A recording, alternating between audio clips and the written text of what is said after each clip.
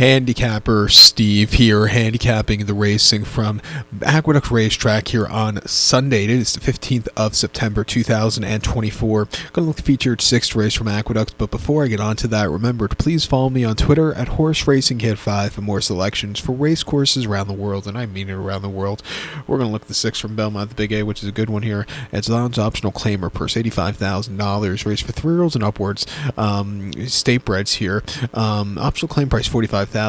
10 horses are entered here. Keep in mind the 10 horse per race is an MTO, so 9 will head to the inner turf course, the 1,800 meter journey, or a mile and 1/8 on the inner turf course. Gonna take a shot with the 7 horse lock and key. 7-4-5-6 for me in the superfecta.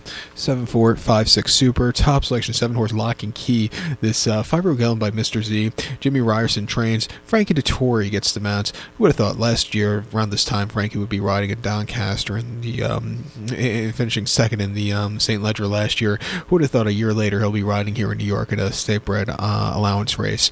But good for him. The horse's most recent out came 17th of August at Saratoga, mile 16th, good inner turf course in the state bred option 45, where the horse finished second by 3/4 in length that day, and he sat back early. He had a great turn of foot late. He just missed, but he ran his heart out. Getting an extra furlong here today. Not as tough as those horses he's faced up north at Saratoga today. Getting an extra furlong. I think he's sitting on a very good race. Since returning to the green stuff, he's really become a great horse, I think, and his buyers have definitely been improving. He ran 2 back at Saratoga on the 21st of July, mile 16th Mellon, and option 45, where he finished third by 3.5 lengths that day. He was very wide that day. He wasn't going to catch the winner, but again, he got around the race course decently. And back here at Aqueduct, mile on the inner and option 45, first start on the green stuff in a little bit of time. Finished 5th by a length that day. It was a little bit wide. It was an all-out crunched-up finish, but he got down the race course, won at 22-1. He's won once out of 8 offerings this year. That came on the 9th of March, going 6.5 in the state bred allowance race for $72,000. Won by 2.5 lengths. He was a little bit wide, but he really got the turn of foot to win that day. Coming here to a mile and 1/8, like I said, decent races as recently. Getting Frankie up, who's a very good turf rider.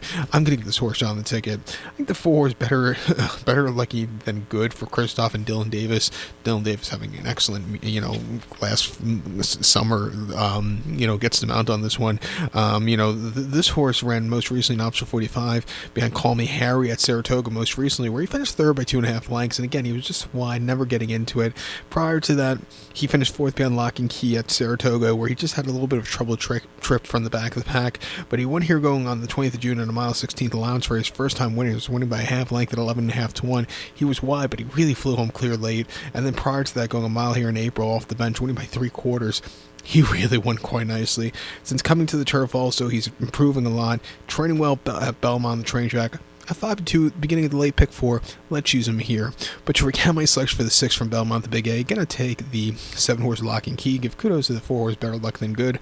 7-4-5-6 super, 7-4 in the multi race. So good luck to all. Please follow me on Twitter at HorseRacingKid5. Good luck, everybody.